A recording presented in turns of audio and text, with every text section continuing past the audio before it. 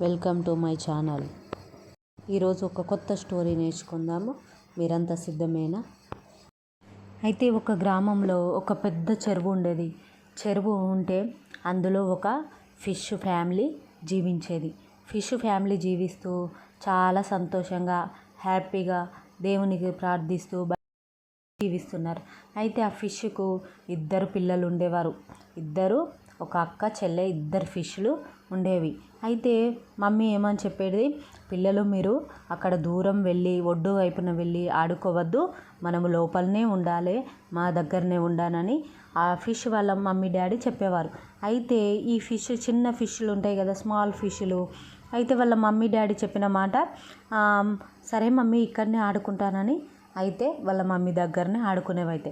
అయితే చిన్న ఫిష్ ఉంది కదా, చిన్న ఫిష్ పెద్ద ఫిష్ పిల్లలు కొంచెం దూరం వెళ్ళి ఆడుకుందాం రా అక్క, అక్కడ వెళ్ళి ఆడుకుందాం రా అని చిన్న ఫిష్ పెద్ద ఫిష్ని అడుగుతుంది.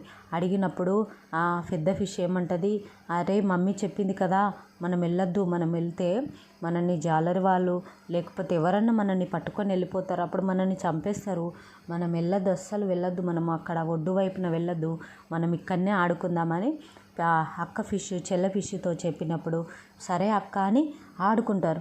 ఆడుకున్నప్పుడు ఇంకో రోజు మళ్ళీ అడుగుతుంది, అక్క ఒక్కసారైనా అక్కడ వెళ్దాం అక్క, అక్కడ ఒడ్డు వైపున వెళ్ళి చూసేద్దాం, తొందరగా వచ్చేద్దాం, అక్కడ ఆడుకుందాం అక్క అని చిన్న ఫిష్ పెద్ద ఫిష్ని అడుగుతుంది. అక్క ఫిష్ని అడిగినప్పుడు చాలా రోజుల నుంచి అడుగుతుంది కదా, సరే ఒకరోజు వెళ్దామని మరి అక్క ఫిష్ చెల్ల ఫిష్ కలిసి వాళ్ళ మమ్మీ డాడీకి చెప్పకుండా ఆడుకోవడానికి అక్కడ సైడ్ వెళ్తారు పిల్లలు.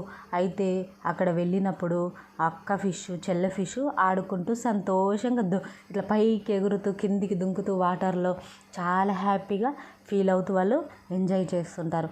అయితే అక్కడికి ఏం జరుగుతుందో తెలుసా, ఒక జాలరి అనే వ్యక్తి, చేపలు పట్టే వ్యక్తి మెల్లగా వస్తుంటాడు. వస్తున్నప్పుడు ఈ ఫిష్లు 2 ఆడుకుంటున్నాయి. ఆ జాలర్ని ఇవి గమనించలేదు. అయితే ఇవి సంతోషముతో మమ్మీ డాడీ చెప్పకుండా దూరం వచ్చి ఇక్కడ ఆడుకుంటున్నాయి. ఆడుకున్నప్పుడు అయితే జాలరి ఆ ఫిష్ని పట్టుకోవాలని వస్తాడు. వచ్చి అక్కడ ఒడ్డు దగ్గర కూర్చొని జాలరి వల ఉంటుంది కదా, ఫిషర్మ్యాన్ వల తీసి ఆ చెరువులో వేయడం జరిగింది. చెరువులో వేసినప్పుడు ఆ 2 అక్క ఫిష్ చెల్ల ఫిష్ 2 ఆ జాలర్లో వచ్చేసినాయి. అయితే జాలర్లో అవి ఎంజాయ్ చేస్తూ ఆడుకుంటుండగా ఆ జాలరి చేతిలో చిక్కిపోతాయి. అయితే చిక్కిపోయినాక అక్క ఫిష్ చెల్లె ఫిష్ ఆ జాలర్లో పడ్డ తర్వాత చాలా ఏడుస్తుంటారు.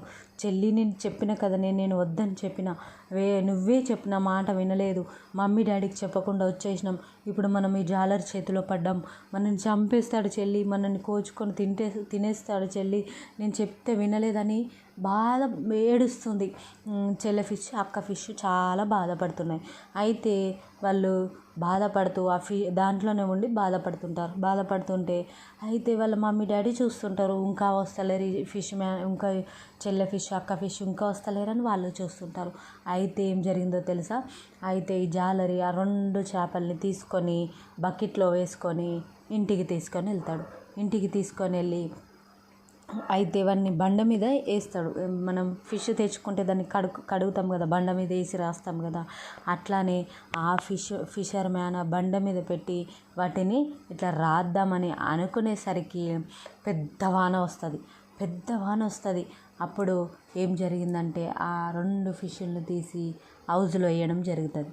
హౌజ్లో వేసినప్పుడు అప్పుడు చెల్లె ఫిష్ ఏమంటుంది, అక్క ఫిష్ చెల్లె ఫిష్తో అంటుంది,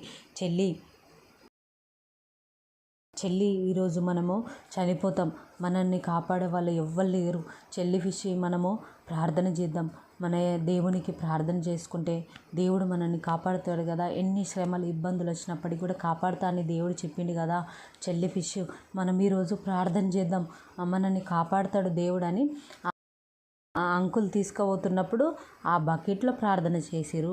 వాళ్ళు మళ్ళీ ఇక్కడ బండ మీద పెట్టి ఆయన రాస్తున్నప్పుడు వాళ్ళు ప్రార్థన చేస్తున్నారు. ప్రభా మమ్మల్ని రక్షించు, మా మమ్మీ డాడీ మాట మేము వినకుండా వచ్చినాం, మేము ఇప్పుడు చనిపోతాం ప్రభా మమ్మల్ని కాపాడు అని ప్రార్థన చేసినప్పుడు అప్పుడు పెద్ద వాన వచ్చింది. పిల్లలు పెద్ద వాన వచ్చి ఆ హౌజ్ నిండిపోయింది. హౌజ్ చాలా పెద్ద వాన. ఆ 2 చేపలు ఆ ఫిషర్మ్యాన్ హౌజ్లో వేసిండు కదా, ఆ హౌజ్లో నిండిపోయి ఆ వాటర్ మొత్తము ఆ ఫిష్లు కూడా బయటకు వచ్చేసి ఆ వాటర్లో ఫిష్లు కొట్టుకొని పోవడం జరిగింది పిల్లలు. అయితే దేవుడు ఫిష్ల ప్రార్థన విన్నాడు. ఒక్కొక్కసారి మనము కూడా మన మమ్మీ డాడీ చెప్పిన మాట వినం, మనం ఇష్టానుసారంగా వెళ్తాం కదా. మాట వినకుండా నాకు అన్నీ తెలుసు, నేనేం కాదు, నాకు ఏ అపాయం రాదు, నేను మంచిగా ఉంటాను, నేను మళ్ళీ క్షేమంగా ఇంటికి వస్తాను అని మన మమ్మీ డాడీ మాట కానీ పెద్దల మాట కానీ నిర్లక్ష్యం చేసి మన ఇష్టానుసారంగా జీవిస్తాము కదా. అయితే ఈ ఫిష్లు కూడా వినకుండా వాళ్ళ మమ్మీ డాడీ మాట వినకుండా వెళ్ళి ఆ జాలర్ల చేతిలో పడ్డారు. కానీ వాళ్ళు చనిపోయే ఫిష్లే, కానీ దేవుడు వాళ్ళకు మరలా ఒక అవకాశం ఇచ్చిండు. అదే రీతిగా మన జీవితంలో కూడా మనం ఎన్నోసార్లు మన తల్లిదండ్రుల మాట వినకుండా మన ఇష్టానుసారంగా వెళ్ళి ఎన్నో తప్పిదములు పాపములు చేసిన వారిగా ఉంటాం. అయితే దేవుడు మనకు కూడా ఒక అవకాశాన్ని ఇస్తాడు. మనము దేవుని సన్నిధిలో మన పాపములు ఒప్పుకొని వాటిని విడిచిపెట్టి మన తల్లిదండ్రులకు ఒబేగా మన తల్లిదండ్రులకు లోబడి ఉంటే దేవుడు మనల్ని క్షమించేవాడిగా ఉన్నాడు. తన హక్కును మనల్ని చేర్చుకునేవాడిగా ఉన్నాడు. ఈరోజు నీవు ఏ పాపము చేసినా ఎలాంటి స్థితిలో ఉన్నా దేవుడు క్షమించేవాడిగా ఉన్నాడు. అయితే ఆ ఫిష్లను రక్షించినట్టుగా దేవుడు మనల్ని కూడా రక్షించేవాడు దేవుడే. మనల్ని ప్రతి అపాయం నుంచి కాపాడేవాడు దేవుడే. అది మనము గుర్తుపెట్టుకోవాలి. మనం ఏ స్థితిలో ఉన్నా, ఏ కష్టంలో ఉన్నా, ఏ ఇబ్బందుల్లో ఉన్నా, ఎలాంటి కఠినమైన మరణ పరిస్థితిలో ఉన్నా, అపాయంలో ఉన్నా మనం దేవునికి మొరపెట్టాలి. అప్పుడు సహాయకుడిగా ఉండి తన దూతల్ని పంపించి మనల్ని రక్షించేవాడిగా దేవుడు ఉన్నాడు. కాబట్టి మనము ఎంత కష్టములైన విశ్వాసం వదలకుండా ఆయన పట్ల నిరీక్షణ కలిగి మనము జీవిద్దాం. ఈ స్టోరీ ద్వారా మనం నేర్చుకున్నది ఏమిటంటే మనము ఆత్మీయంగా మనము ఎదగాలి, ఆత్మీయంగా విశ్వాసము కలిగి ఉండాలి, ఆత్మీయంగా తండ్రికి లోబడే వారిగా ఉండాలి. ఈ లోక తల్లిదండ్రులకు ఏ రీతిగా లోబడి ఉంటామో మన పరలోకపు తండ్రికి కూడా మనము లోబడే వారిగా ఉండాలని దేవుడు మనతో ఈరోజు మాట్లాడుతున్నాడు. మనము ఒక్కొక్కసారి మన ఇష్టానుసారంగా మన వ్యక్తిగత ఆలోచనలపైన ఆధారపడుతూ ఒక్కొక్కసారి దేవుని మాటలను పక్కన పెడతాం. అప్పుడు అపవాదికి అవకాశం ఇస్తాం. ఈ లోకానుసారంగా వెళ్ళి ఎన్నో శ్రమలు పాపం అనే ఊబిలో మనం పడిపోయేవారిగా ఉంటాం. కాబట్టి ప్రియమైన దేవుని బిడ్డలారా, మీరు ఏ స్థితిలో ఉన్నా, ఏ పరిస్థితిలో ఉన్నా, ఏ కష్టంలో ఉన్నా, ఏ వ్యాధి బాధల్లో ఉన్నా నిన్ను చూసేవాడున్నాడు, నిన్ను రక్షించేవాడున్నాడు, నిన్ను బలపరిచేవాడున్నాడు. కాబట్టి నిరీక్షణ వదలక ప్రతి దాని కొరకు ప్రార్థించు. దేవుడు తప్పక నీ జీవితంలో విడుదలను అనుగ్రహిస్తాడు. కాబట్టి ఈ మాటలు దేవుడు దీవించునుగాక. ఈ మాటలను బట్టి ప్రార్థిద్దాం. ప్రేమగల తండ్రి, గొప్ప దేవానికి వందనాలు యేసయ్యా. ఒక మంచి కథ ద్వారా, స్టోరీ ద్వారా మాతో మాట్లాడినందుకు నీకు స్తోత్రములు ప్రభా. అవును ప్రభా, ఆ 2 ఫిష్లు ప్రభా వారి తల్లిదండ్రులకు లోబడక ఇష్టానుసారంగా వెళ్ళి ప్రభా మరి ఎంతో మరణాన్ని కొని తెచ్చుకున్నారు. అయినప్పటికీ వారిని ఆ మరణంలో నుంచి తప్పించిన వాడవు నీవే ప్రభా, స్తోత్రములు. ఈ లోకంలో తండ్రి ఎంతోమంది తల్లిదండ్రుల మాట వినక ప్రభా మరి ఇష్టానుసారంగా వెళ్ళి యవ్వనస్తులు ముఖ్యంగా ప్రభా పాపానికి లోనవుతున్న వారు ఎంతోమంది ఉన్నారు ప్రభా, వారిని విడిపించండి. అలాంటి ఆలోచనలు ఎవరైనా ఉంటే, లోబడకుండా ఉంటే ప్రభా వారు లోబడే కృపను వారికి అనుగ్రహించండి. నీకు స్తోత్రములు ప్రభా. యేసయ్య, తల్లిదండ్రులు ఈ లోక తల్లిదండ్రులకు మేము ఎలా లోబడి ఉండాలనో పరలోక తండ్రివి నీవు ప్రభా, నీకు మేము లోబడి ఉండాలి. నువ్వు చెప్పిన ప్రతి ఆజ్ఞను మేము నెరవేర్చాలి. వాక్యానుసారంగా ప్రార్థన జీవితమును, ఆత్మీయ జీవితమును ప్రభా కట్టుకునే కృపను మాకు అనుగ్రహించండి ప్రభా. స్తోత్రములు, నీకు వందనాలు. ఇంకను లోతైన జ్ఞానమును మాకు అనుగ్రహించండి. నీ ఆత్మ ద్వారా మమ్మల్ని నడిపించమని అడుగుతున్నాం. ఏది మంచిదో ఏది చెడిదో ప్రభా మాకు నేర్పించండి. వివేచన జ్ఞానమును మాకు అనుగ్రహించండి ప్రభా. నీ బిడ్డలమైన మమ్మల్ని మా చేతి పట్టుకొని నువ్వు నడిపించండి. అపాయం వైపు వెళ్ళకుండా, పాపం వైపు వెళ్ళకుండా, ఈ లోకాశల వైపు వెళ్ళకుండా ప్రభా నీ బిడ్డలను నువ్వు పట్టుకోమని అడుగుతున్నాను. దుష్టుడు తెస్తున్న ప్రతి ఆలోచనను యేసు నామములో క్యాన్సిల్ చేయండి ప్రభా. ప్రతి ఒక్కరిని బలపరచండి.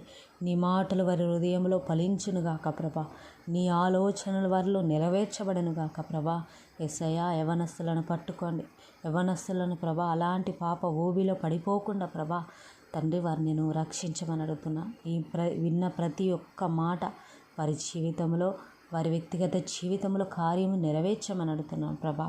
యేసయ్యా మంచి మాటలను మాకు పరిచయం చేసినందుకు వందనాలు తండ్రి. మాటలు అయితే ఎంతమంది అయితే వింటున్నారో వారి జీవితంలో ఏది సరి చేసుకోవాలనో, ఏది ఎలా బ్రతకాలనో వారితో నువ్వు మాట్లాడమని అడుగుతూ యేసు నామంలో అడిగి వేడుకుంటున్నాం తండ్రి. Amen, amen. దేవుడి మాటలు దీవించి ఆశీర్వదించునుగాక.